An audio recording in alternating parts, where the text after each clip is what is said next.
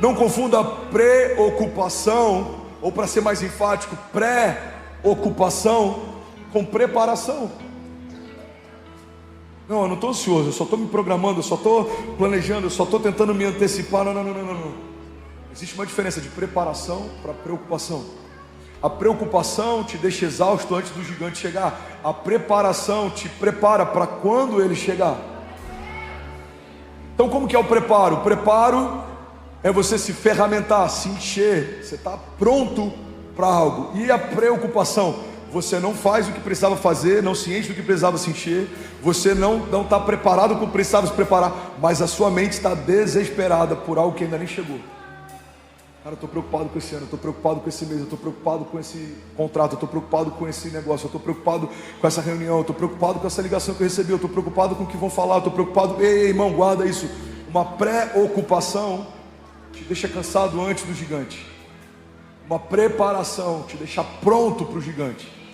Faz sentido? A Bíblia diz que quando Davi enfrenta aquele gigante, ele já tinha antes enfrentado urso e leão. Eu já falei sobre isso aqui. O preparo de Davi não era só um preparo em relação à luta, porque senão a gente vai acreditar que o poder sobrenatural de Deus em Davi estava ligado a um preparo como lutador. Davi não venceu o gigante porque ele era um bom lutador apenas. Davi venceu o gigante porque ele aprendeu a confiar no Deus do livramento quando veio uma ursa. Ele aprendeu a confiar no Deus do livramento quando veio o leão. E ele sabia confiar no Deus do livramento quando veio o gigante.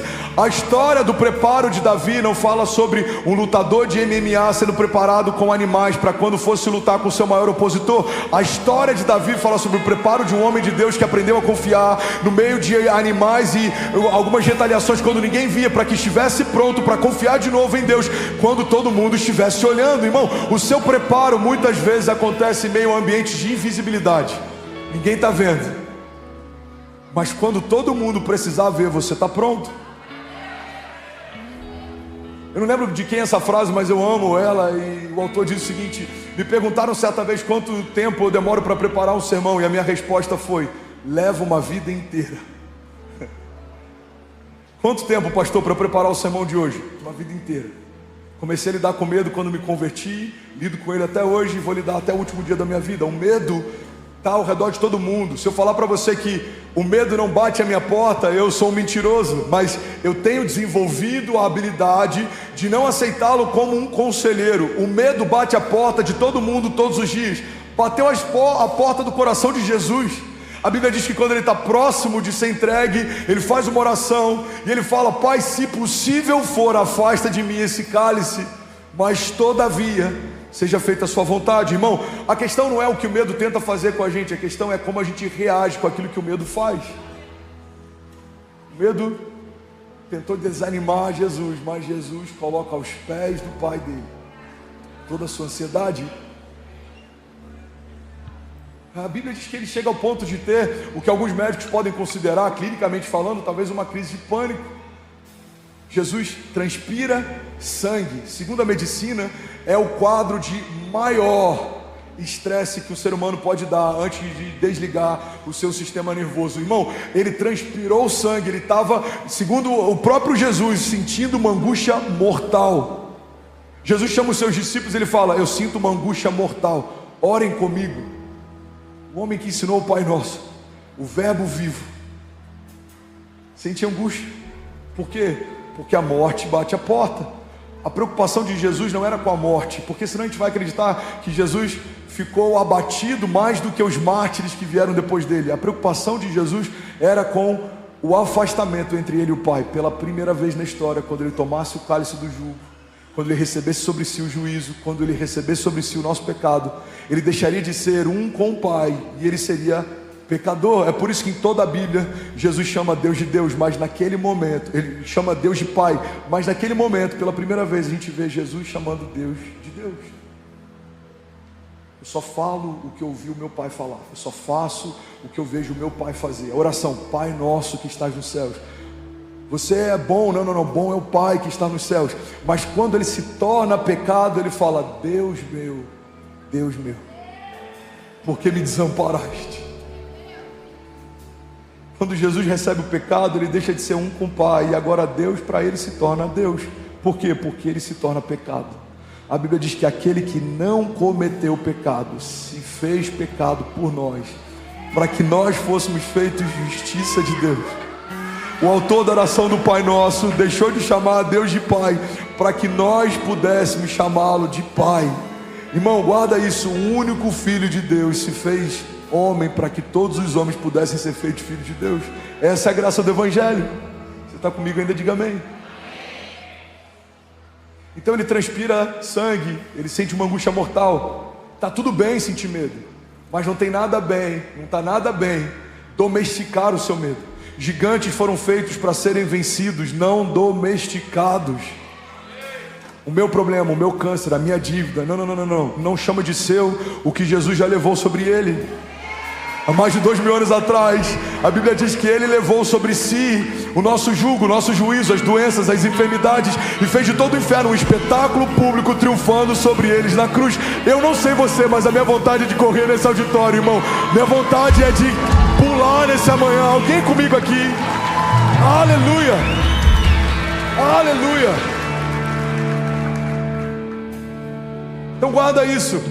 Tem problema sentir medo? Não. O problema é aceitar o medo como um conselheiro. Tem problema sentir medo? Não. O problema é abrir a porta e deixá-lo entrar. Tem problema sentir medo? Não. O problema é você olhar para o teu futuro a partir da perspectiva do que o medo diz que vai acontecer, ao invés de pautar a construção da tua história a partir do que Deus já disse que aconteceria.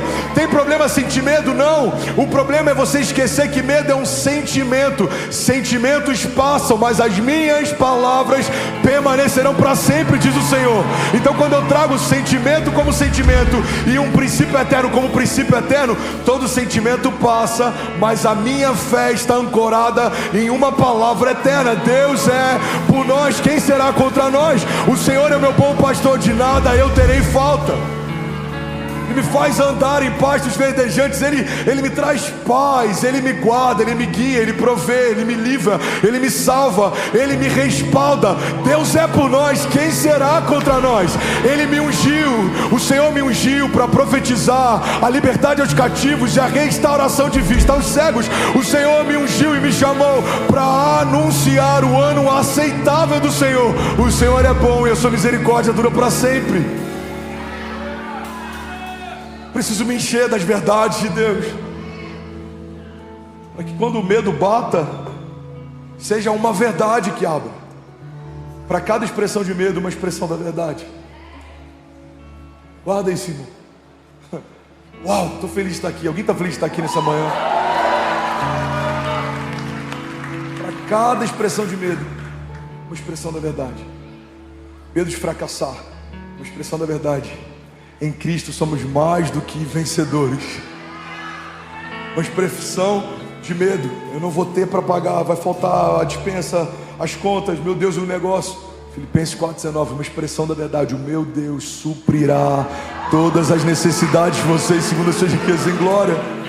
Uma expressão do medo: será que essa doença vai me levar? Será que eu vou conseguir romper? Será que eu vou conseguir? Uma expressão da verdade, Isaías 53, certamente Ele levou sobre si as nossas doenças e enfermidades, e o castigo que nos trouxe a paz estava sobre Ele, e pelas suas pisaduras nós fomos sarados.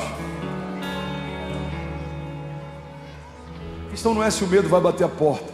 A pergunta que eu quero que ecoe em você, não só hoje, mas na sua jornada de fé, é: quando o medo bate a porta, quem abre? Do que você está cheio? Aonde você tem ancorado a tua esperança? Quem é de fato o Senhor da tua história? O que te dá paz? O que te faz crer que esse é o melhor ano da sua vida? Porque a resposta para essas perguntas dizem muito a respeito da constância da sua jornada.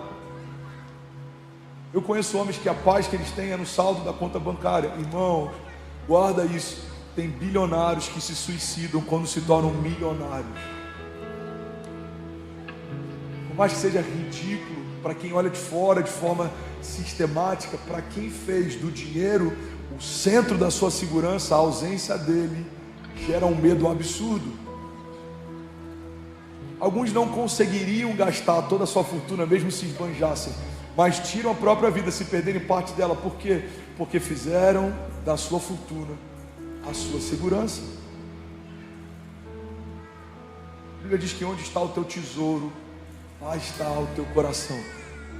A Bíblia diz que sobre tudo que se deve guardar, guarda o teu coração. Então, irmão, guarda isso. A gente precisa ter muito zelo sobre quais são os nossos tesouros e aonde a gente está guardando o nosso coração. Porque a Bíblia diz que é desse lugar que provém as fontes de vida. É por isso que eu sou desprendido ministerialmente, é por isso que eu sou ousado em alguns momentos. Eu falo com muita vulnerabilidade e sem falsa modéstia. Deus sabe, e amigos de bastidores sabem quantas vezes eu coloquei tudo à prova. Ou é a visão que Deus me deu, ou eu estou fora. Ou é isso daqui, ou eu estou fora. E alguns falam, por que você é tão ousado, cara? Porque eu sei em quem eu confio. Eu sei quem me viu quando ninguém via. Eu sei quem ouvia o meu choro quando ninguém ouvia a minha mensagem. Eu sei quem prometia coisas para mim, mesmo sem precisar me prometer nada. Eu sei em quem eu tenho crido. Eu conheço o Deus que me tirou do leito do hospital. Eu sei quem é que proveu quando tudo parecia que não ia acontecer, quando todas as portas se fecharam. Eu sei quem me defendeu quando homens tentaram me caluniar. Eu sei quem soprou meu nome quando tentaram apagá-lo, irmão. Eu sei. Então, quando o medo bate a porta, eu não tenho coragem de olhar para tudo que eu vivi com Deus e ter uma dúvida se de fato Ele vai fazer de novo. Irmão, é impossível sentir medo caminhando ao lado de Jesus e se lembrando quem Jesus é. Porque tudo que vai se apresentar diante de você, Ele é a resposta. Para toda falta, Ele é a resposta. Para toda dúvida, Ele é a resposta. Para todo levante, Ele é a resposta. Para todo principado e potestade, Ele é a resposta. Ele é tudo em todos, Ele é tudo o que a gente precisa. Quando a gente fala que Ele é suficiente, isso é muito forte. Eu reconheço Jesus como meu único, ou seja, não tem outro Deus em quem eu me garanto, não tem outro altar que eu edifique, não tem outra segurança que me sustente, não tem outra base de segurança ou paz que me mantenha de pé. Não é o saldo da conta, não é a geografia, não é o ministério, não é o status, não é a vaidade, não é a aprovação de homens, não são as opiniões ao meu redor. Ele é o meu único, ou seja, não há outro, e suficiente Salvador. O que significa suficiente? Nada precisa ser acrescentado. Ele é completo, Ele é perfeito. A palavra dele é tudo que eu preciso. Ele é tudo que eu preciso. Ele é tudo que eu quero ter. Ele é tudo que eu quero ser. Ele é o centro. Ele é o princípio e o fim. Ele é o alfa e o ômega. Ele é o maravilhoso conselheiro, Deus forte. Ele é o Pai da eternidade, príncipe da paz. Ele é o Jeová Jireh, o Deus que provê. Ele é o Jeová Rafa, o Deus que cura. Ele é Jeová Nissi, a nossa bandeira. Ele é Emanuel, Deus conosco. Ele é o princípio de todas as coisas, e nele tudo subsiste, para que em tudo tenha plenitude. Ele é a primícia de Deus, a primeira parte de Deus. Ele era o único Filho de Deus, se tornou o primeiro de muitos. Ele é o Verbo vivo. Ele faz parte da Trindade. Ele, o Pai e o Espírito Santo são uma só coisa. Como ter medo se dentro de você habita o mesmo poder que ressuscitou Jesus Cristo dos mortos? E aí, tudo bem? Você acabou agora de assistir um vídeo. Se você ainda não está inscrito, já se inscreve também no nosso canal, ativa esse sininho aqui embaixo de notificação, e toda vez que eu fizer uma live ou estiver transmitindo uma mensagem ao vivo, você vai ser um dos primeiros a saber. Mas eu deixei mais 2 indicações aqui que eu espero que façam muito sentido para você. Então já aproveita e clica para assistir a próxima mensagem, beleza? Seja bem-vindo ao time de incendiários, e eu espero de verdade que essas mensagens mudem a sua vida como elas têm mudado a minha também. Até a próxima. Valeu!